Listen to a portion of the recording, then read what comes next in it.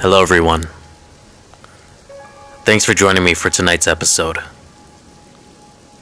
Tonight I'll be narrating a story from one of my subscribers.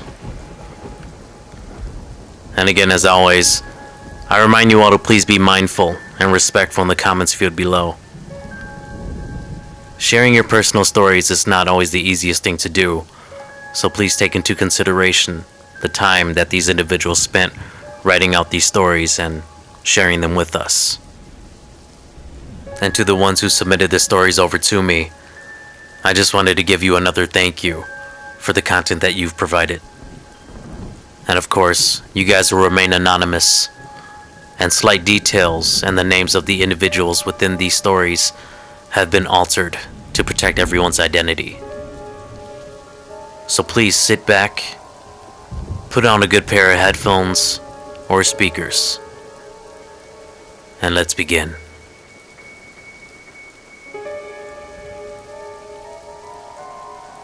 So this short story was one that I overheard one night when I was in my room eavesdropping on my mom's phone conversation, when I should have just kept playing with my toys instead. Again, it's pretty short, but I'm sure it'll spook you out. And for privacy reasons, just call me Mary. So as I recall, my mom was on the phone with my grandma that night. Me, being the nosy kid that I was at the time, started listening in on their conversation because I heard my little sister's name being brought up. I was about 9 years old here, and my little sister was about 4.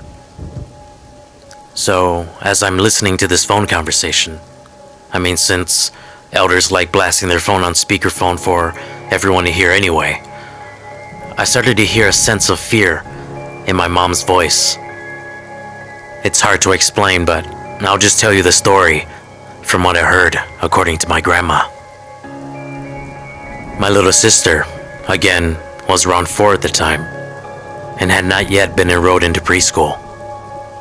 So during the weekdays, my mom would drop her off at my grandma's.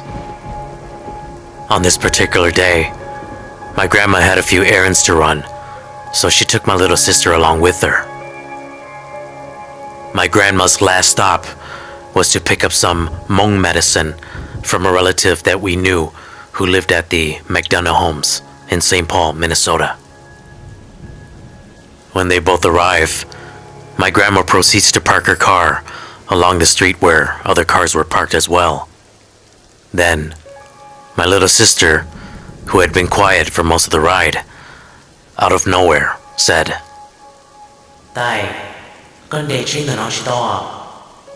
"Grandma, you can't park your car here."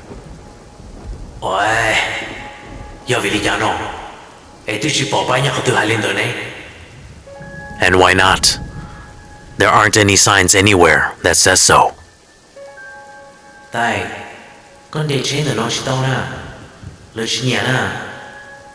Grandma, you can't park your car here. They don't like it.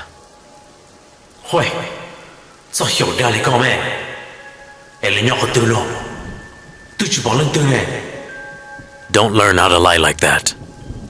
So where are they then? I don't even see anyone.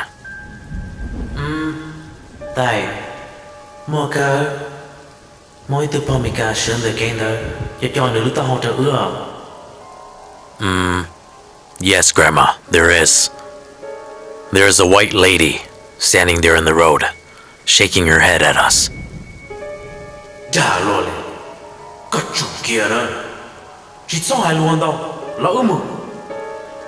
You are such a liar. You stop it this instant. Stop talking so much. Let's go. My grandma then unbuckles her seatbelt and pulls the handle to her door open. And it was at that moment that my little sister turned to her and said,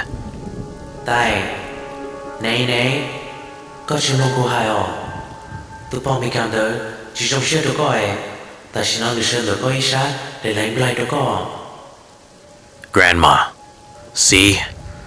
You didn't listen to me. That white lady there is not happy with you. And so right now, she is standing by your side, sticking out her tongue at you." This caused my grandma to jump, and she pulled her door shut immediately.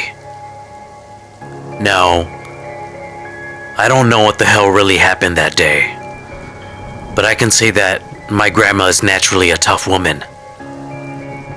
However, when my little sister had told her this, there was no more hesitation, and she booked it the hell out of there. Fast forward to present day. I'm much older now, and whenever this story comes up, we would all just ask my little sister if she recalls the situation, and surprisingly, she has no recollection of it at all. And I now too have children of my own, and I'll never be able to shake off this story. I mean, when kids tell you that they see something or that they have an imaginary friend, are they just playing pretend? Who the hell really knows? All I do know is that children and animals can see things that we cannot. They possess a power in ways that we will never fully understand. And as of right now, being home alone with my kids, some things are better left unknown.